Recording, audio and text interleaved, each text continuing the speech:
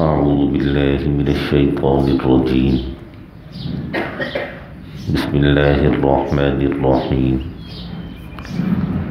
من اهتدى فإنما يهتدي لنفسه ومن ضل فإنما يضل عليها ولا تزر وازرة وزر أخرى وما كنا معذبين حتى نبعث رسولا.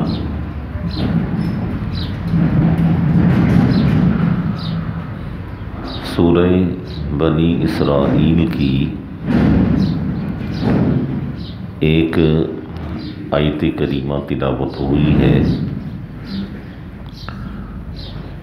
آیت کریمہ کا مفہوم اور خلاصہ کچھ اس طرح ہے کہ جس شخص نے ہدایت کا راستہ اختیار کیا تو اس نے اپنی ذات کو اور اپنی جان کو فائدہ پہنچانے کے لیے ایسا کیا ہے. یعنی دوسرے الفاظ میں یوں کہا جائے گا کہ جس شخص نے ہدایت کا راستہ اختیار کیا ہے اس نے بہت اچھا قدم اٹھایا ہے، بہت اچھا فیصلہ کیا ہے کہ سب سے پہلے اس چیز کا فائدہ اس کی اپنی جان کو ہوگا. ومن ضل، اور جس شخص نے گمراہی کا راستہ اختیار کیا فَإِنَّمَا يَضِلُّ عَلَيْهَا، تو اس گمراہی کا وبال بھی اس کی اپنی جان پر پڑے گا. یعنی اگر وہ گمراہی کا راستہ اختیار کرتا ہے تو اس گمراہی سے متاثر سب سے پہلے یہ خود ہوگا اور پھر یہ شخص دوسروں کو گمراہ کرنے کا سبب اور دوسروں کو گمراہ کرنے کا ذریعہ بنے گا. اور آیت کے اگلے حصے میں فرمایا وَلَا تَزِرُ وَازِرَةٌ وِزْرَ أُخْرَى، قیامت کے دن کوئی شخص کسی دوسرے کا بوجھ نہیں اٹھا پائے گا. اور یہ وہی مفہوم ہے جو بارہا یہاں عرض کیا گیا ہے کہ ہر انسان تنہا اکیلا وہ اپنے کیے کا جواب دہ ہوگا. اور اس چیز کو سمجھنے میں میرا خیال میں ذرا سی بھی مشکل پیش نہیں آنی چاہیے. ہم لوگ ہر روز اپنے مسلمان بھائیوں کو دفن کرتے ہیں تو نہ کبھی دیکھا، نہ سنا، نہ پڑھا کہ کسی کو دفن کیا جا رہا ہو تو اس کے عزیز و اقارب نے کہا ہو یا اس کے ماں باپ نے کہا ہو یا اس کی اولاد نے کہا ہو کہ مجھے بھی اپنے ماں باپ کے ساتھ یا اپنی اولاد کے ساتھ دفن کر دیا جائے، یہ اکیلا ہے، میں اسے اکیلا نہیں چھوڑ سکتا. کبھی ہم نے نہ سنا، نہ دیکھا، نہ سنیں گے، نہ کبھی دیکھیں گے. ہر انسان تنہا اپنی قبر میں جائے گا اور اپنے اعمال اچھے یا برے وہ ساتھ لے کر جائے گا. ان اعمال کی بنیاد پر انسان کی قبر یا جنت کے باغوں میں سے باغ بنے گی یا دوزخ کے گڑھوں میں سے گڑھا بنے گی.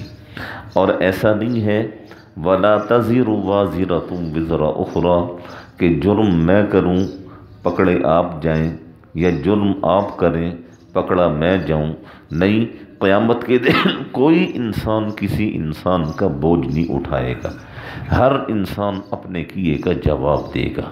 وہ ہے نا قرآن مجید میں سورہ احزاب میں کہ جب مجرمین کو پکڑا جائے گا اور انہیں جکڑا جائے گا اور جب انہیں مار پڑے گی تو یہ کہیں گے کہ اے اللہ ہمیں تو فلاں فلاں فلاں فلاں نے کہا تھا کہ یہ راستہ اختیار کرو، ہم تو ان کے کہنے پر اس راستے پر چلے، اگر ہم غلط ہیں تو ہمیں اس راستے پر چلانے والے بھی تو غلط ہیں.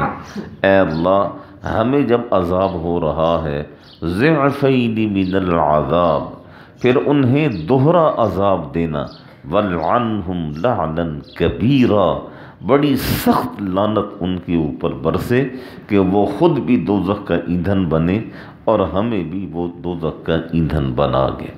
وَلَا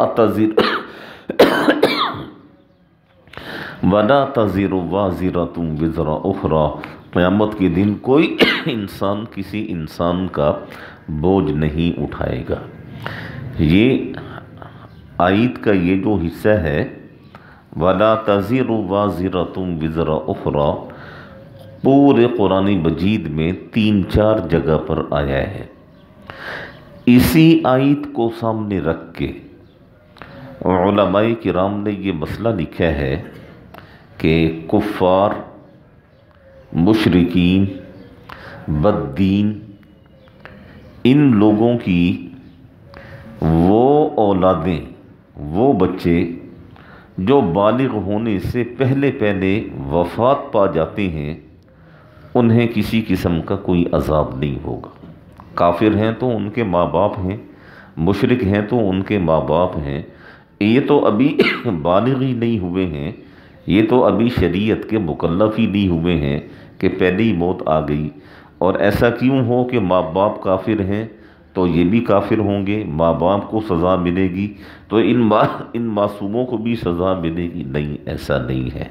کوئی انسان کسی انسان کا بوجھ نہیں اٹھائے گا۔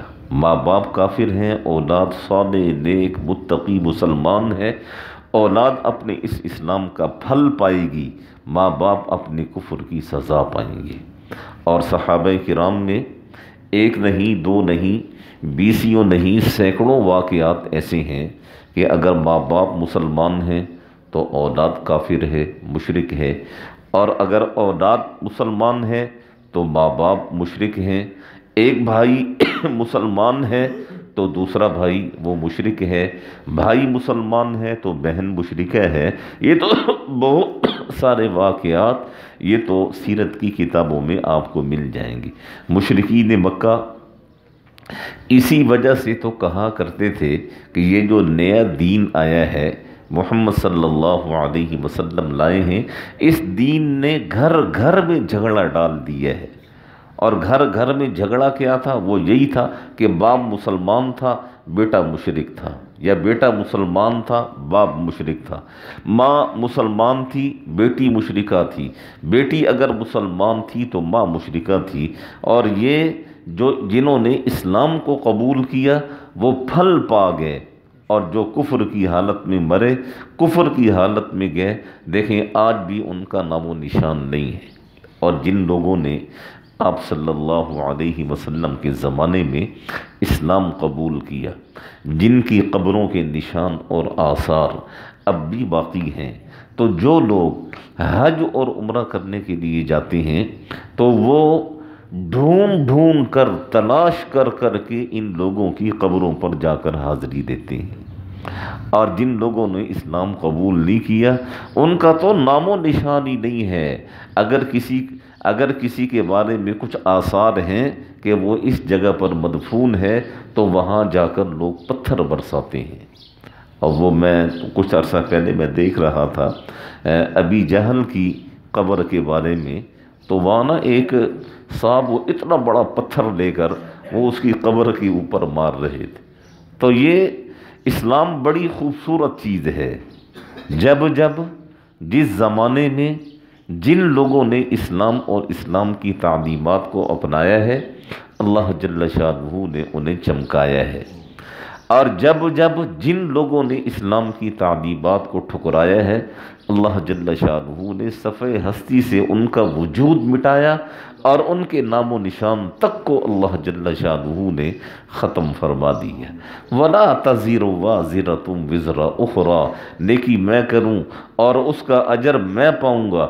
ایسا نہیں ہوگا کہ برائی میں پکڑوں اور سزا آپ کو ملے، نہیں، میں نے برائی کی ہے اس کی سزا بھی میں ہی پاؤں گا، آپ نے برائی کی ہے اس کی سزا بھی آپ ہی پائیں گے۔ قیامت کے دن ایسا کوئی سلسلہ نہیں ہوگا کہ جرم میرا ہوگا اور پکڑا آپ کو جائے گا، ایسا نہیں ہوگا۔ ہر انسان اپنے کیے کا جواب دے گا، اچھا یا برا۔ وہ کل کی آیت آئی ہے نا کہ اللہ جل شانہ فرماتے ہیں کہ اقرأ کتابک، ہر انسان کا نامہ اعمال اس کے گلے کا توق ہے، اور قیامت کے دن جب وہ کھڑا ہوگا تو وہی نامہ اعمال کھول کے رکھ دیا جائے گا، اور اسے کہا جائے گا میرے بندے اقرأ کتابک، تو خود ہی پڑھ لے اپنا نامہ اعمال، کفا بنفسک اليوم علیک حسیبا، تو خود ہی اپنا حساب کرنے کے لیے کافی ہے۔ اور جب یہ پڑھنے والا آئیں بائیں شائیں کرے گا اور کہے گا کہ یہ غلط ہے، یہ صحیح نہیں ہے، میں نے یہ جرم نہیں کیا، اور فرشتوں نے یہ لکھنا تھا یہ لکھ دیا، تو اللہ جل شانہ فرمائیں گے تو کس کی گواہی کو مانتا ہے؟ وہ کہے گا میں کسی کی گواہی کو نہیں مانتا۔ وہ ایک حدیث پاک پچھلی آیات میں کہیں گزری ہے کہ اللہ جل شانہ فرمائیں گے یہ میرے فرشتے ہیں، انہوں نے تیرا نامہ اعمال لکھا ہے، تو وہ کہے گا باری تعالیٰ میں ان فرشتوں کی گواہی بھی نہیں مانتا۔ اللہ جل شانہ فرمائیں گے تیرے نامہ اعمال میں لکھا ہوا ہے، وہ کہے گا باری تعالیٰ میں اس کو بھی نہیں مانتا۔ تو اللہ جل شانہ فرمائیں گے کس کی گواہی کو مانے گا؟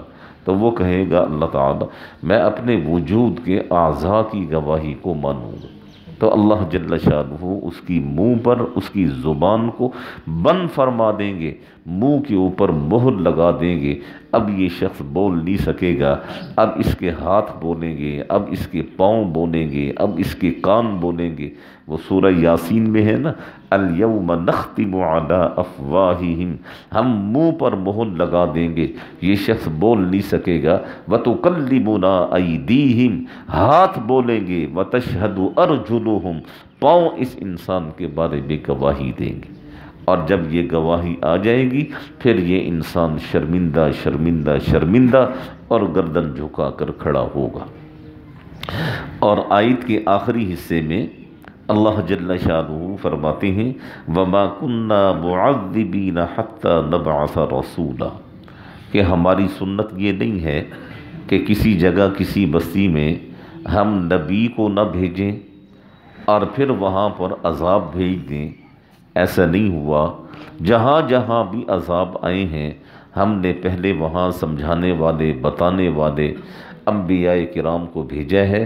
انبیاء کرام نے اپنی محنت فرمائی ہے، اور محنت فرمانے کے بعد جب ان کا وقت پورا ہوا اور قوم جھٹلانے پر ڈٹ گئی تو پھر ہم نے اس بستی والوں کو ہلاک کیا ہے۔ ورنہ ایسا نہیں ہوا کہ کسی قوم کی طرف ہم نے نبی ہی نہ بھیجا ہو اور ڈائریکٹ ان کے اوپر عذاب بھیج دیا ہو، ایسا نہیں ہوا۔ یہی آیت کریمہ ہے کہ اس سے علماء کرام نے یہی آیت کریمہ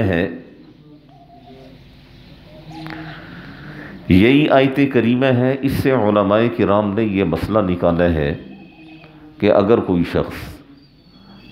کوئی شخص کسی ایسی جگہ پر رہتا ہے، فرض کریں پرانے زمانوں میں جس طرح ہوتا تھا، کسی پہاڑ کی چوٹی پر رہتا ہے اور اسے سمجھانے والا بتانے والا کوئی شخص بھی وہاں نہیں پہنچا ہے، اور یہ شخص اللہ جل شانہ کی معرفت کو پا لینے کے بنا اس دنیا سے چلا جاتا ہے، تو یہ شخص دوزخ میں جائے گا۔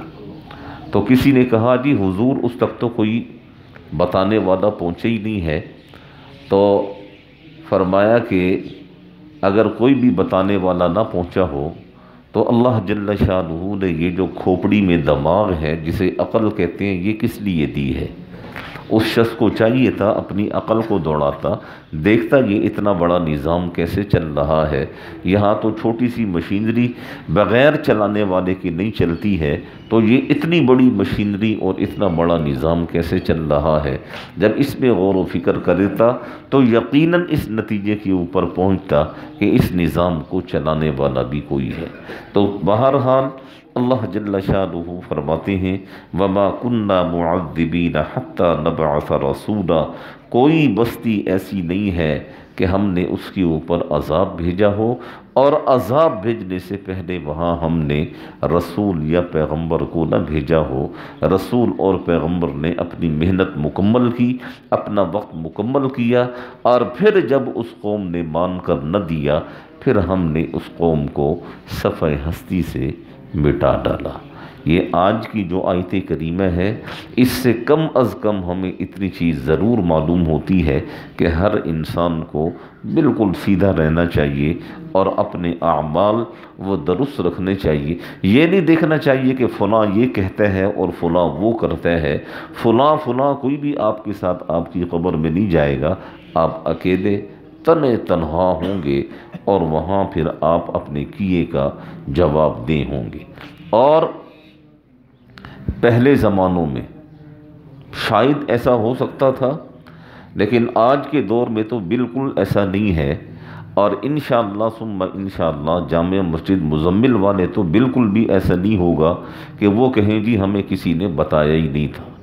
بتانے والے بتا رہے ہیں اور بتا کے اپنی جوانیاں کھپا چکے ہیں، اور داڑیاں ہماری سفید ہو چکی ہیں۔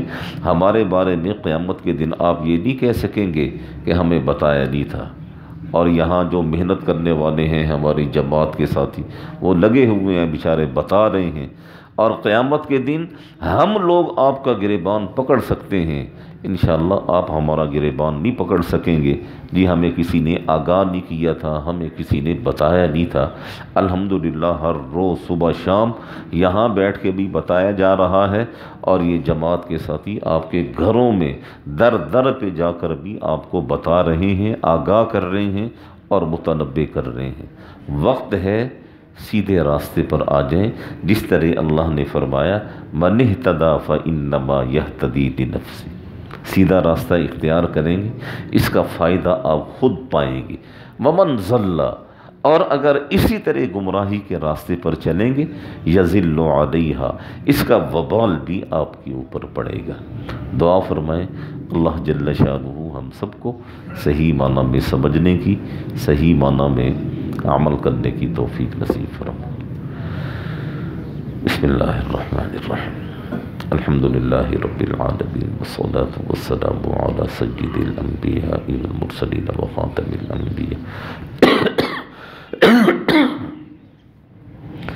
ربنا آتنا فی الدنیا حسنۃ وفی الآخرۃ حسنۃ وقنا عذاب النار۔ ربنا لا تزغ قلوبنا بعد إذ هديتنا وهب لنا من لدنك رحمة إنك أنت الوهاب۔ اللہ لطیف